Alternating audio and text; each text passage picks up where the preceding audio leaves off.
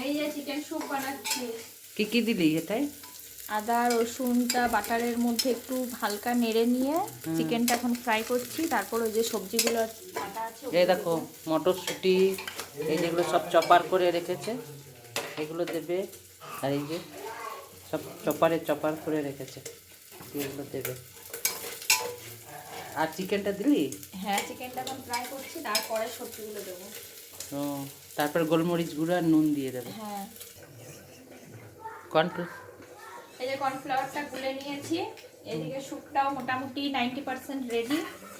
এবার এটা দিয়ে দিচ্ছি এখানে। ও, তো ছেলের জন্য একটু তুলে নিবি।